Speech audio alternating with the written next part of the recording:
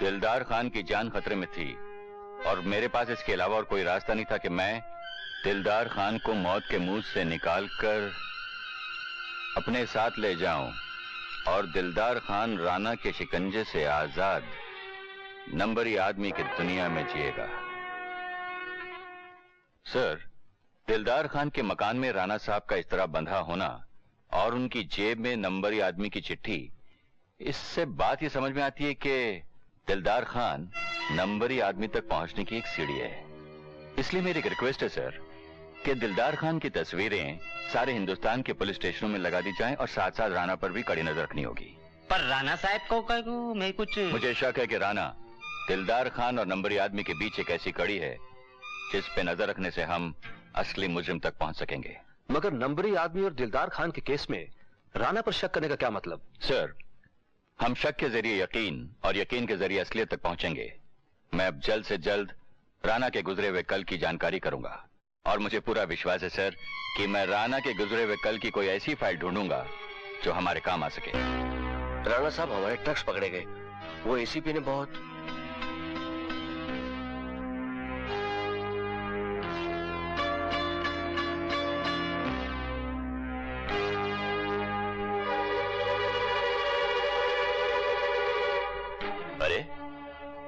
आप लोग अचानक इंडिया में, ना कोई टेलीफोन ना खबर। एनीवे, आप लोगों को देखकर बड़ी खुशी हुई। मगर हम लोग सिर्फ फायदा होने पर ही खुशी मनाते हैं मिस्टर राणा। तुमको हमारा माफिया के ऑर्गेनाइजेशन इंडिया अंडरवर्ल्ड का चीफ बनाया है। तुम हमारा करोड़ों का नुकसान किया, इसलिए हम लोग तुमको चीफ का कुर्सी से हटाने को आया। नहीं नहीं डॉन साहब, ऐसा मत कीजिए। मेरे रास्ते में रोड़े अटकाने वाला है एसीपी विजय प्रताप, जिसकी मौत के धागे मैं पहले ही बुन चुका हूं। ये देखिए, पुलिस का एक फुटबॉल का मैच होने वाला है और फुटबॉल के अंदर मैंने एक बॉम्ब छुपा कर रखा हुआ है जिसका रिमोट कंट्रोल मेरे हाथ में होगा। एक बार एसीपी को मिट्टी में मिला दूं, फिर हमारे कारोबार के सारे रास्ते खुल जाएंगे। बस मुझे एक मौका और दीजिए डॉन साहब। क्यों पार्टनर? ठीक है राणा, हम तुमको आखिरी मौका देता है। अगर तुमने फिर नुकसान किया, हम तुमको जिंदा नहीं छोड़ेगा। ये मैच एसीपी की जिंदगी का आखिरी मैच होगा। इस विशाल ग्राउंड में मौजूद सभी दर्शकों का हम हार्दिक स्वागत करते हैं। जैसा कि आप सब जानते हैं, आज का ये मैच एक बहुत ही अच्छे मकसद के लिए खेला जा रहा है। समाज में ड्रग्स का जहर फैलाने वाले दरिंदों के खिलाफ लड़ने वाले जियालों ने मिलकर इस मैच का आयोजन किया है और इस मैच का प्रॉफिट ड्रग्स के विरुद्ध लड़ने के काम में लाया जाएगा। तालियों की जोरदार गड़गड़ाहट के बीच मैदान में उतरने वाली ये टीम है टैक्सीमैन क्लब की टीम। इस वक्त मैदान में मौजूद हजारों दर्शक, और अब जो टीम मैदान में उतरने वाली है वो है दूसरी टीम, यानी पुलिस क्लब की टीम। पुलिस क्लब की टीम के सदस्य मैदान की तरफ जाते हुए, और ये है शंकर, टैक्सीमैन क्लब के कैप्टन, और ये है विजय प्रताप सिंह, जो दूसरी टीम यानी पुलिस क्लब के कैप्टन। ये रेफरी की सीटी हुई और ये मैच की शुरुआत हो चुकी है। गेंद इस वक्त पुलिस क्लब के पाले में है। शंकर ने पास दिया अपने साथी को, टैक्सीमैन क्लब के खिलाड़ी को। उसने एक बार फिर से पास दिया शंकर को। विजय प्रताप सिंह ड्रिबल करते हुए डॉज कर रहे हैं। दर्शकों में उत्साह है इस बात से। शंकर ने बॉल छीन ली है पुलिस क्लब के खिलाड़ियों से। बॉल एक बार फिर शंकर के कब्जे में। शंकर ने पास दिया है रघुनाथ को और रघुनाथ ने पास दिया है शेखर को। शेखर से बॉल होती हुई शंकर के पास। पुलिस क्लब के दो खिलाड़ियों ने शंकर को रोकना चाहा। टैक्सीमैन क्लब का ये पहला हमला है पुलिस क्लब के गोल पर, लेकिन पुलिस क्लब के गोलकीपर ने टैक्सीमैन क्लब का यह हमला विफल कर दिया है। दर्शकों में उत्साह बढ़ता जा रहा है। पुलिस क्लब के खिलाड़ी तेजी से बढ़ रहे हैं टैक्सीमैन क्लब के गोल की तरफ। इस वक्त विजय प्रताप सिंह बॉल को लेकर आगे बढ़ते हुए, तेजी से बचाते हुए सभी खिलाड़ियों की तरफ से, और उन्हें उत्साह और हर तरफ से उन्हें सहायता मिल रही है। इस वक्त देखना यह है कि पुलिस क्लब के खिलाड़ी गोल कर पाते हैं नहीं। और ये देखिए तेजी से इस वक्त ये विजय प्रताप सिंह ने गोल कर दिया और ये गोल। और इस तरह पुलिस क्लब के खिलाड़ियों ने अपने कप्तान को बाहों में भर लिया है। हर्षोल्लास के एक क्षण। और इस वक्त देखना है कि आगे का फैसला क्या होना है। एक बार फिर से बॉल शंकर के पास। शंकर ने पास कर दिया है अपने गोलकीपर को। गोलकीपर ने उसे क्लियर कर दिया है। टैक्सीमैन क्लब की तरफ से शंकर ने ये किक लगाकर गेंद पहुंचा दी है पुलिस क्लब के पाले में। पुलिस क्लब के खिलाड़ी दिनेश ने जैसे बॉल को किक करना चाहा, शंकर ने उसका ये प्रयास विफल करते हुए बॉल को उसके पाले की तरफ से आगे बढ़ा दिया है। लेकिन पुलिस क्लब के खिलाड़ी भी पूरी तैयारी के साथ जोरदार संघर्ष। बॉल शंकर के पास। शंकर ने जोरदार किक लगाई। बॉल पहुंची पुलिस क्लब के गोल पोस्ट की तरफ। पुलिस क्लब के खिलाड़ी उसे हेड करके क्लियर किया है, लेकिन अपने कब्जे में कर लिया। एक बार फिर से शंकर ने बॉल लेकर शंकर आगे बढ़े। पुलिस क्लब के खिलाड़ी की टांगों से उलझकर शंकर नीचे गिरा। शंकर ने बॉल को रोकने की पूरी कोशिश की, लेकिन विजय प्रताप ने तेजी से बॉल को अपने कब्जे में लेकर जोरदार किक लगाई और यह दूसरा गोल।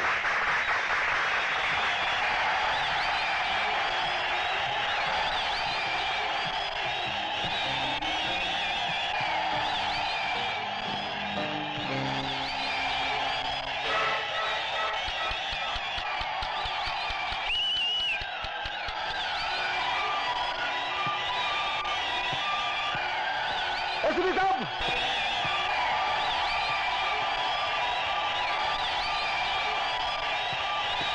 रुक जाइए एसपी साहब।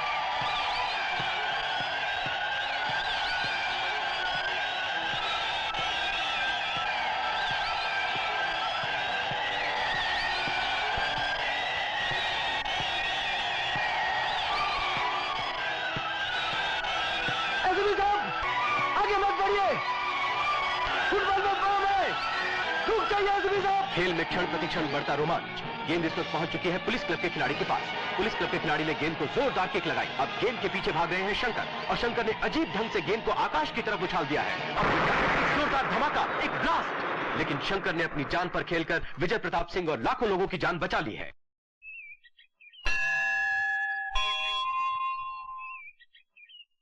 भगवान, तेरे ही कृपा से मैं सुहागन हुई, और आज तेरे ही नाम के एक आदमी ने मेरे सुहाग को बचाकर मुझे सुहागन होने का सौभाग्य दे दिया।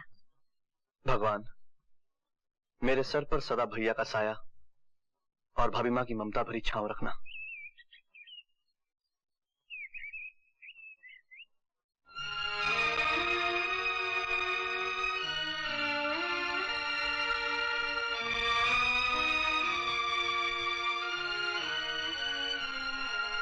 क्या बात है राज, तुम कुछ बोलते क्यों नहीं? राज, कौन है ये भाभी माँ, ये पारो भाभी माँ। वही भाभी माँ जिनका तुम हर सांस के साथ नाम लेते हो? हाँ, वही भाभी माँ। और भाभी माँ, ये वही पारो है जिसे तुमने मुझे माफी मांगने को कहा था। अच्छा, मगर लगता है तुमने इससे माफी नहीं मांगी, हमारे घर के लिए इसे भी मांग लिया।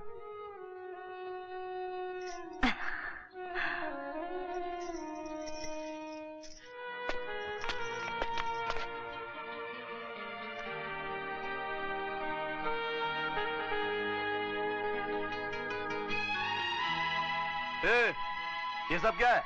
छोड़ना, पहले एक मीठी मीठी प्यारी प्यारी पप्पी कुछ नहीं, पूरा गाल गीला कर देती है। अरे यार, इस बार गाल पर नहीं, दिल पर पप्पी लेने वाली बात है। देख बिजली, पारो मेरी छोटी बहन है, तो रिश्ते में तेरी भी कुछ हुई ना?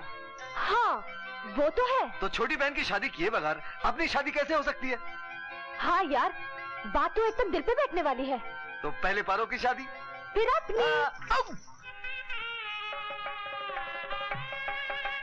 जानकी, मैंने कभी सोचा भी नहीं था कि तुम इस घर को सजाने के लिए ऐसा नगीना लाओगी।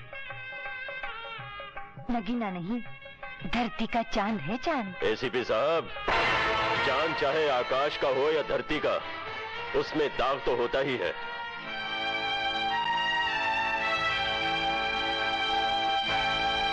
और फिर ये चांद तो सर से पांव तक दागी है। राणा साहब, आप जानते हैं आप क्या कह रहे हैं? जी हाँ, मेरी बेटी का रिश्ता ठुकराकर जिस चांद से आप अपने घर का आंगन जगमगाना चाहते हैं, वो चांद सिर्फ तमाशबीनों की महफिलें ही जगमगा सकता है। राणा साहब, अगर आप इस घर में मेहमान ना होते तो आप जिंदगी भर पछताते रहते कि कुदरत ने आपके साथ कितना गंदा मजाक किया है। राणा साहब, मेरी होने वाली बहू के बारे में क्या समझाना चाहते हैं आप मुझे? सिर्फ इतना कि तुम्हारी होने वाली बहू का जिस्म जेवरों से सजाने के लिए नहीं, बल्कि कोठों की महफिलें जगमगाने के लिए है। राणा साहब, सच हमेशा कड़वा होता है। मेरी बातों का यकीन नहीं होता तो जाइए कमाठीपुरा गली नंबर 18 और कोठा नंबर 17 पर इसका इतिहास पूछिए। अपनी जबान को लगाम दो राणा। एसीपी साहब, इस शहर में किस किस की जुबान को लगाम देंगे आप? शंकर, जरा बता दो इन्हें क्या औकात है इस लड़की की?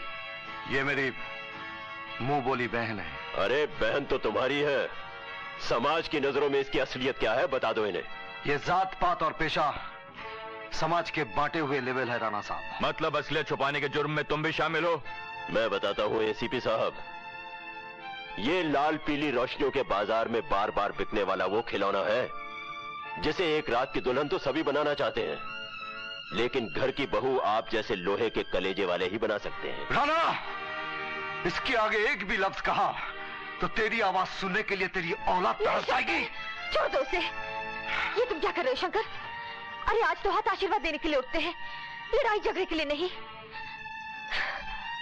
सच्चाई की बिजली गिरती है तो आदमी इसी तरह झुलस उठता है।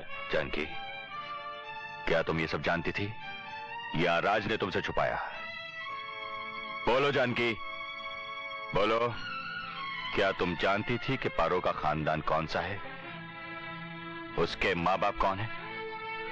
बोलती क्यों नहीं जानकी? इस तरह से तिल मिलाने का कोई फायदा नहीं एसीपी साहब। कोठे पर पलने वाली औलाद की ना तो कोई मां होती है और ना ही कोई बाप। भिखारी की झोली में पड़ा हुआ सिक्का किसका है वो भिखारी भी नहीं जानता। राणा साहब, मैं हूं वो जन्म जली मां इस बदनसीब बच्ची की, जिसे मैं आज तक बता नहीं पाई कि इसका बाप कौन है। मगर राणा साहब, अब आप मुझसे पूछिए कि कौन है वो जन्म जला जिसने इस फूल जैसे बच्चे को जन्म दिया। मुझसे पूछिए राणा साहब कि इसकी रगों में मेरे साथ किस गंदे बाप का खून दौड़ रहा है। पूछिए राणा साहब, कौन है वो अय्याश जिसकी अय्याशी आज मेरी बेटी के माथे पर गुमनामी का दाग बन के रह गई। पूछिए, पूछिए राणा साहब, मेरी झोली में फेंका गया ये सिक्का किस अमीरजादे का है।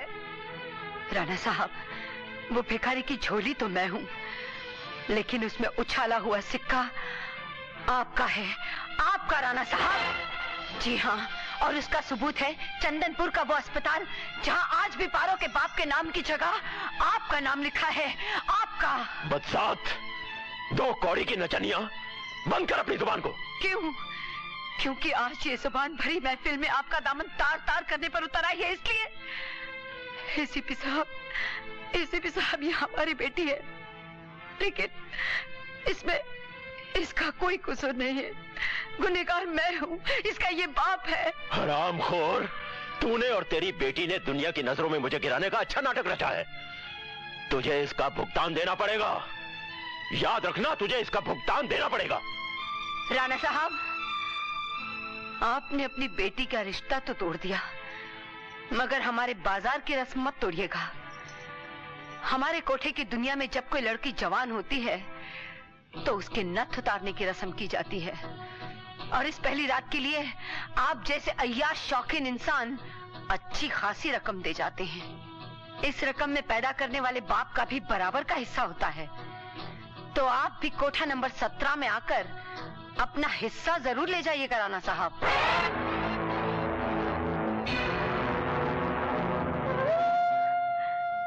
एसीपी साहब, मेरी बच्ची तो गंगा की तरह पवित्र है, इसे अपना लीजिए। भगवान के लिए इसकी जिंदगी संवर जाएगी।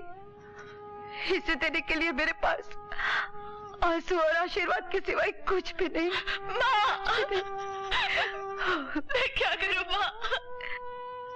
रो मत, रो मत। आंसुओं से तकदीर की स्याही नहीं मिटती। हमारे लिए तो कोठा ही मायका है और कोठा ही ससुराल। चल, चल बेटी।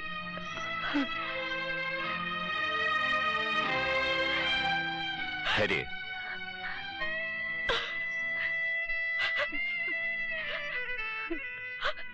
जानकी, राज से कहो कि पारो को सगाई की अंगूठी पहना दे।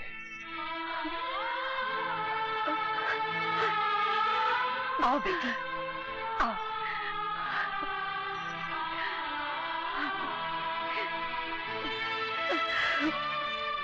चंदनपुर का वो अस्पताल जहां आज भी पारो के बाप के नाम की जगह आपका नाम लिखा है, आपका नाम लिखा है, आपका।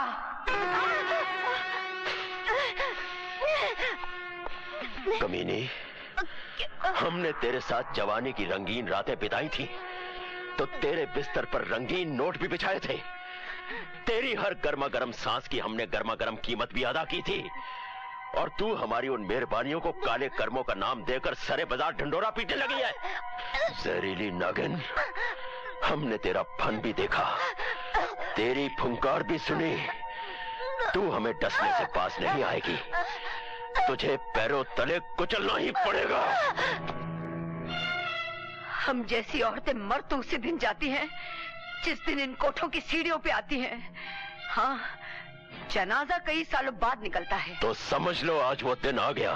अपनी औलाद को अपना नाम देने की बजाय तू एक माँ को मौत का नाम दे रहा है। जा, जा, मेरा श्राप है तुझे कि तेरी मौत इतनी घिनौनी होगी, तेरे शरीर से तेरे भयानक पापों की वो बदबू उठेगी कि सारा शहर तेरी लाश पे अपने दरवाजे बंद कर लेगा। तुझे कांधा देने वाला भी कोई नहीं होगा राणा। माँ जी, मैं शंकर हूँ, दरवाजा खोलो। नागिन, लगता है ये भी किसी सांप का सपोला है। जा जाकर दरवाजा खोल। लेकिन अगर तू